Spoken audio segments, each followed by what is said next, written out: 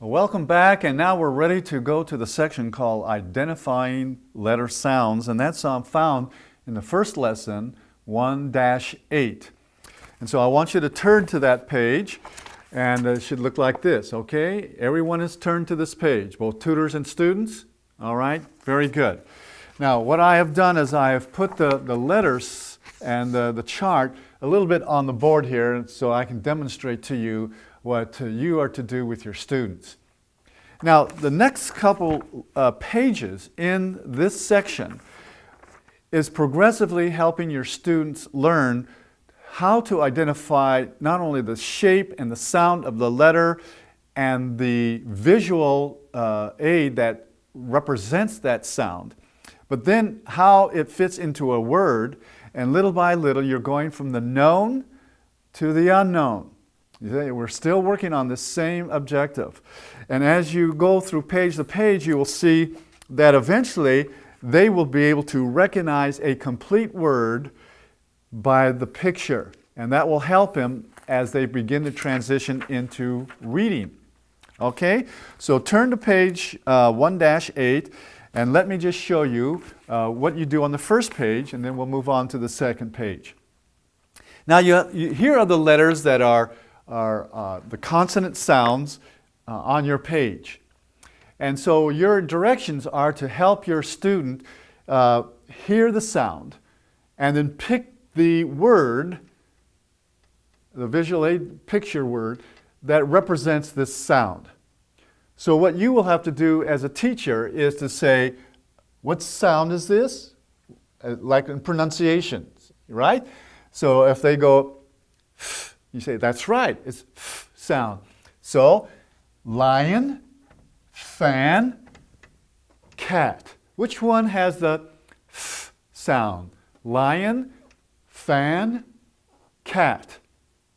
And then what you want your student to do is to be able to get their pen or pencil, and they will circle, in their books, they will circle fan. And you do that for the next column. You make sure that they have the sound, and you have man, bird, alligator, or crocodile, depending on what country you're in right now. You may have a crocodile rather than an alligator. Whatever, you want the sound, and you have man on that page. And now look at the next column with B. You have the same thing. You have jet, fish, or bat. Which one is the B sound? B sound. And then you go to N. Is it hammer, dog, or nut? Nut. N. Which one is the N sound? And so you have them circle nut. T. T. T. Which one has the T sound? Bag, turtle, flower. Which one has a T sound? And so they're identifying, they're listening and identifying the sound with the picture, and so they will then circle the turtle sound. Now, so you just do that with your student, and that gets them started. And then you move to identifying it within a word. So now they're taking the letter sound and they're putting it into a word. And so you still have the picture to identify the name of the object, which is bat. And so they will take their pencil, and they will be able to write the letter B on the line. And they do the same thing with man, and the same thing with fish. So you're just sort of helping them now take the letter. Now this is for very low level students, so if you have higher level students, of course they will do this very quickly, but it's always a good time to review anyway. Make sure that your students know the sounds, because many times, even though they come from education or some type of school in their country where they learned English with their own accent, and you're helping them to reduce the accent. So this will still be helpful for them. But for your lower level students, then the next thing is then you would use the vowel sounds. So you make sure they're saying the A sound for fan, ram, cat, the ah. You're listening for them to make sure they're not saying caught rather than cat, and fawn rather than fan. Make sure they get that good sound out. Now we're going from the vowel sound, we're moving into the next page, and you see here how we are now having a complete word, and you want to do the same thing as you did on the first page. You want to say the sound and then have them read it, a bat. And then they need to find a picture that represents a bat. And then you want to find, you say, what is this? Please read this.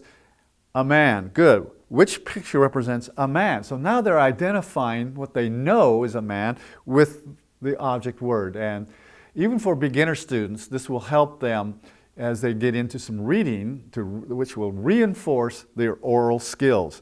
And the same thing with a fish. They have to find a fish and circle it. Same thing with a boy.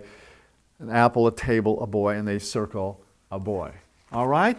So that is a real beginning, good exercise that will help them in putting letters into words.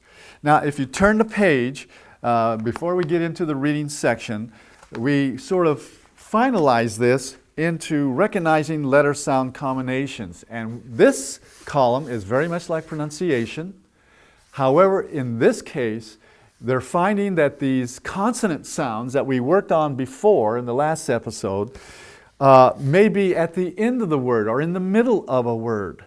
And they have a slightly different sound than in the beginning of the word. So you go through the column just like you did with pronunciation, and you sound it out and you have them repeat it using model, repeat solo, but then they're listening for the vowel or the consonant sound that comes in the middle or the end of the word. And then finally, what you do, you transition to the bottom of the page, and you see that now they are actually beginning to write letters in a full sentence using the sounds that they've been practicing and working with. And so you have them take the letters that are on the right-hand side of the page and put it in the blank space on the bottom of the page. Now, if you want to take a couple minutes and work with your students on this, I think you'll have lots of fun, and we'll see you back maybe in 15, 20 minutes, and we will go on to some beginning reading section. All right? Have fun with it now, and always compliment and praise your students for doing a good job, because they really are.